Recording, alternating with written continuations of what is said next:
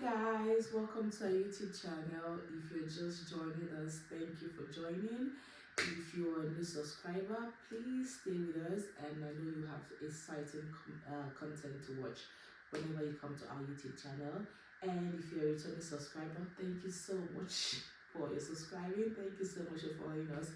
We are extremely grateful. Today we have something very important to share with you today, and it is very important. But right now, we're going to dive right into it without wasting any single time.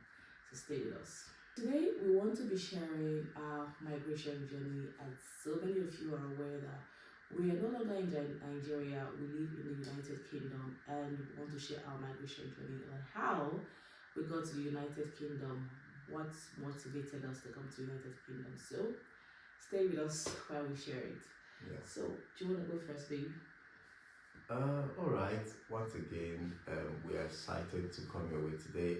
Basically, our migration journey didn't just start from us moving from Nigeria to the United Kingdom. Yeah. I, for one, had stayed in the United Arab Emirates, popularly known as Dubai, basically, Yeah. but actually, it's called United Arab Emirates, and they've got about 6 Emirates in the United Arab Emirates, and Dubai happens to be the most popular.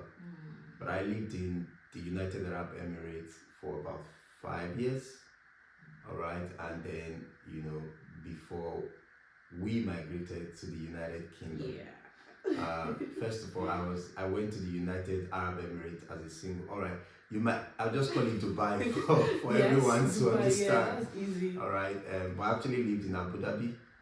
That's the capital of the United Arab Emirates, Yeah. and that's the oil city. That's where the money really is. Money. All right, so I went there as a single in 2017, and then we got married in 2019, and then when we got married, my wife was working as a banker in Nigeria, and she had to stop her job because I didn't want to get married and then leave my wife. I had to move.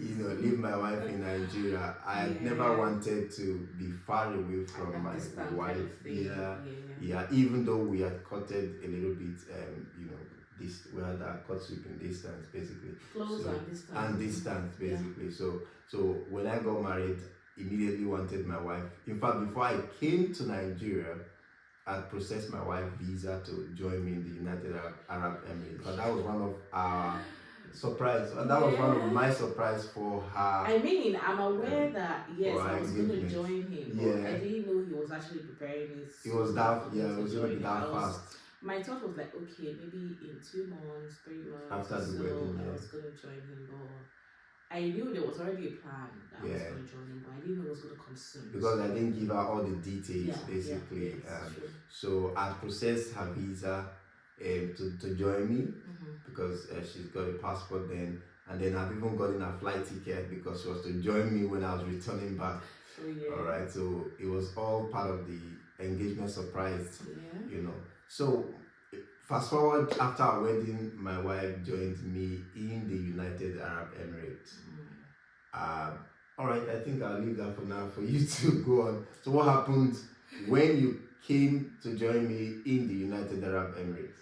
Okay, for me, I would say it was a beautiful experience and also mixed feelings at the same time. Yeah. Leaving your family back home, the people you know, your friends, your loved ones, and just zoom up to a new life. I mean, starting afresh. I know a lot of us are scared to start afresh, but but I had to leave my job. I had to move. I mean, really move. I remember about you leaving your job, how your colleagues they didn't want you to leave. They were all surprised. Oh, you're leaving? Are you sure you don't want to stay and all of that? So I remember I was writing a letter. I didn't resign. I didn't resign. So when I got to, I think it was the day you went to our bank, our branch to make the draw, and you found one of our branch manager and was like, Daisy, you're leaving, but you didn't tell me any resignation. And you looked at me like, did you resign? You had actually told me to resign, I wasn't really certain. Not that I wasn't certain I'm not leaving. I wasn't just certain that it's immediately. kind of, And I was, let's say, it all happened fast basically because I didn't tell you that you're going to live with me immediately. So you thought that you were going to stay like 2 months, 3 months, and all of so that. I didn't tell. He asked me to tender the resignation, but I didn't.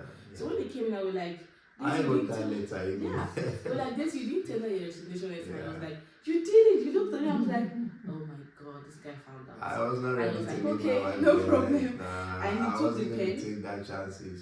Yeah, and you took the pen and you wrote the letter and you said sign.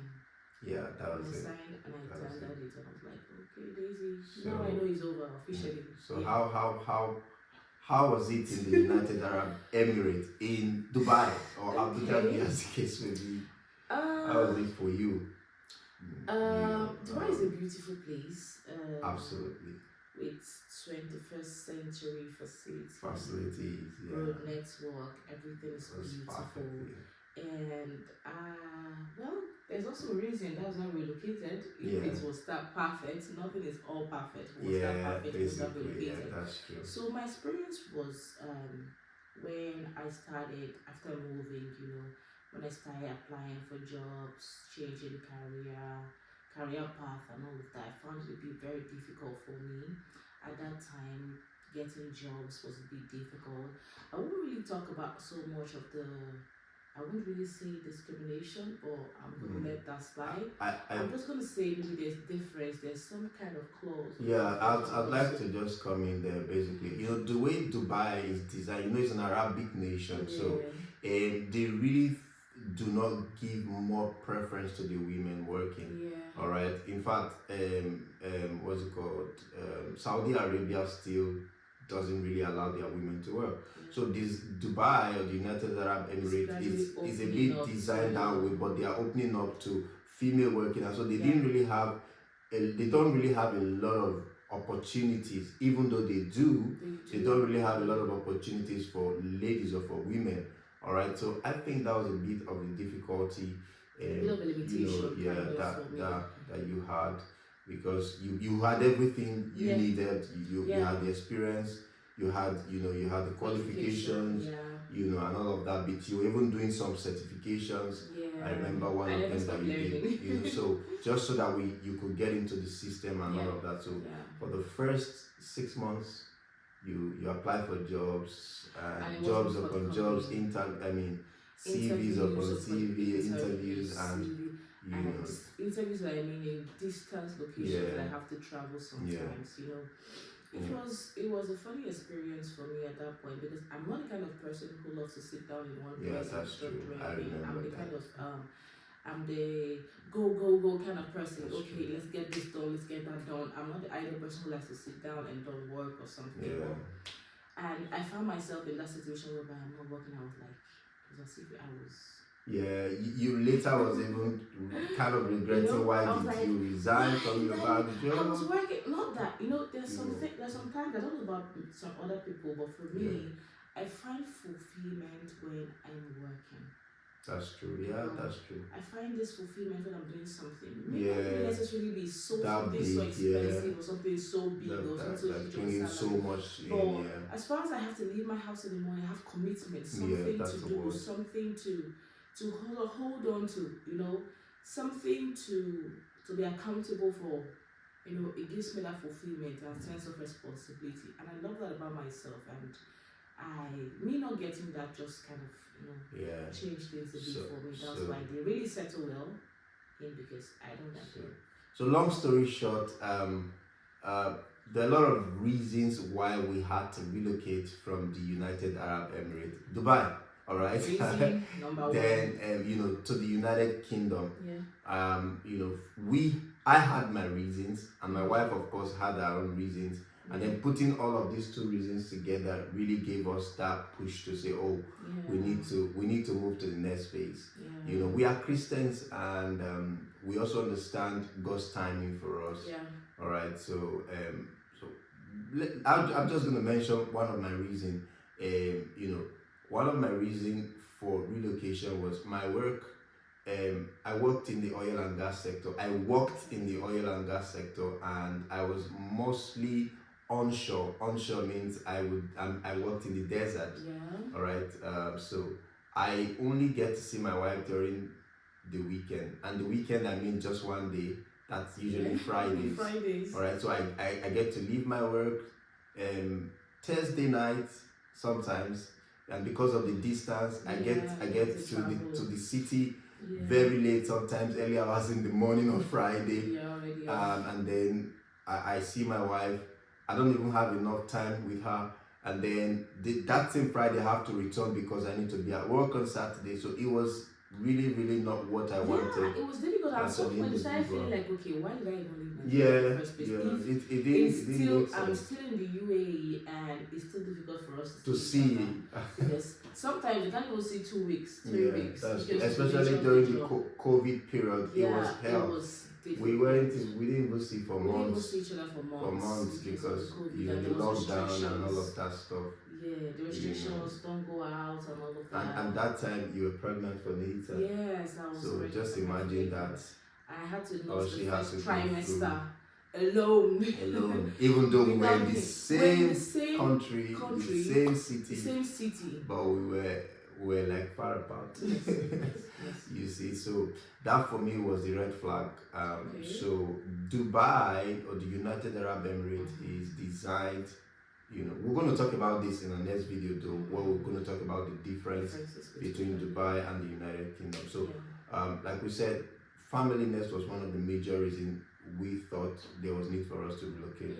We needed to bond. Our marriage was just barely a year plus.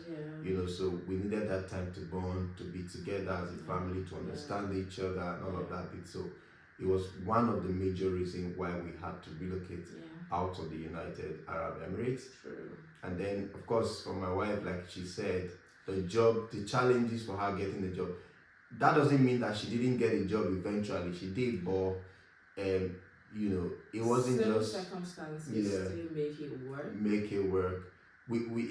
It was like you were working and putting much effort, and then the result that was coming was not commensurate with the effort that you were putting in. At that point in time, I was also considering Nathan, because I already had Nathan. You had Nathan, and he wasn't flexible for. In a mild at age 3. I'm sorry, at age 3. 3 months, 4 months, So Myra wasn't really doing a good job. I was like, okay, I think this part of my life is what I have to dedicate so much to look after my son. If I have to give him a good life, I should be willing to make that sacrifice. Because I wouldn't want to come back to find out that my child is not feeling well. I know what I went through carrying him for 9-10 months, and I wasn't ready to. In fact, at a point, we need to say this. At a point, we even thought of, okay, let's see how this Minder thing goes. Remember when you got that job and it was a bit demanding. You need to be at work as early as 7 o'clock in the morning because we're teaching. All right, and then you need to So at a point we said, okay, let's give it a try. I remember contacting a Minder. And the outcome we got wasn't what we wanted because maybe we say child carer. So the way he was treated for just a couple of a month or so wasn't that so we had to stop that. So I had to pay the sacrifice for my son to at least grow a bit, get to be a bit independent before I could come back again. So that was one of the experience. Another experience I think could be the reason why. That was one of the reasons why we left the UK. We have said 2 now. One was familyness and then the job. The third reason is for the fact that Dubai is not family accommodative. Their kind of visa doesn't give room for family, so to speak, in the sense that you have to pay for almost everything. Basically, our son was born in Dubai. One would have thought, he would become a citizen. No. They only gave him 120 days to live there without a visa. So after that 120 days, if we didn't apply for his visa, he will become illegal, even though he was born there. So get fined every day for overstay. As a young boy, as a little boy, so as a baby, so Dubai don't give citizenship, and then your visa is dependent on your work. So the day you lose your job, your visa ends. So those are some of the things we are going to talk about in our next video about the difference between Dubai and and also, the United Kingdom. what I also saw about that is a reason for relocation. The reason for relocation. It's also that about the family list. The type of visa you have also affect the kind of job you have, or should I say the finances you get. That's true. Take for example, you have certain particular job that's paying you so now it can cater for you as a single person. But when you now have a family, when you have a family, you would want your family to have that resources can't take you. Yeah, you would want your family to have that maximum comfort. That's true. And if you want to give them that comfort, at least not comfort, but at least the basic comfort, yeah. And if you want to do that, you find out that you actually spending everything you earn and then going back into the system for, and you don't have anything to live for. Yeah, so true. It's not necessarily giving you any reason to sustain. You're paying everything in your bills. You're paying everything to either your house rent. House rent is like the chunk of it. Talk about food and everything. And all that, so you don't have much to live by. And like I said, it's compatible for single people. Yeah. And so if your family, Dubai, it's a nice place, all right. Like Beautiful. What my wife said, it's a place. If you are a single guy, single ladies, for some ladies, like we said, it's not really designed for ladies. Yeah. But if you're a single guy, I could say you can go to Dubai. Yeah, the reason is, like we're going to talk more on that, is that you don't get taxed like you get taxed here in the United Kingdom and all. So all of these put together were our primary reason. Apart from all of this, we prayed, and then we just had that feeling and that leading that the Lord wanted us. It was time for us to leave, all right, and it was not a place for us to raise our family, our children, and also we had to take that first step. I remember some time ago when I was still complaining. I was like, God, I'm tired. I don't have a job. I don't want to stay. I want to go back. And you were like, it is not time. There was a part of the scripture you said in Ecclesiastes chapter 3 that to everything there's a time. There's a time and there is a season. Yeah. And you said when it's time, God will let us know. That's true. I remember that. And I was like, okay. Yeah. And anything he says, I don't even say anything because he's somebody that I know understands God and hears from him. And if he says it's not time, I know it's not time. Yeah. So basically, as we just round up on this section, what we just want you to know is that when it comes to migration, you must have genuine reasons for migration. Even if you're regardless of where you're migrating from, your reasons must be genuine. You must be convinced. Yeah. There must be that conviction that it's time for you to move and all of that, and especially for you that have a family, you must have your family in view. You see, if family is the reason for your relocation, we give you a thumbs up for that, because that really is a genuine reason for relocation. You want a better future for your children, you want a better future for your wife, as the case may be, or for your husband, or your career, as the case may be.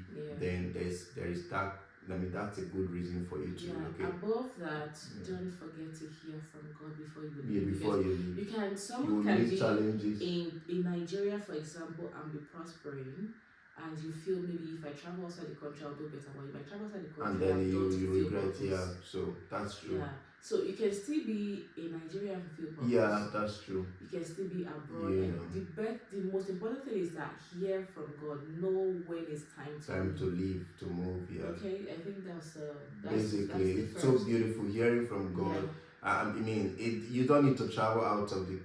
For those of you, we are talking about Nigeria because we are from Nigeria. Yeah. You don't need to travel out of Nigeria to prosper. In fact, we should rule that off by now. Yeah. All right, you don't need to.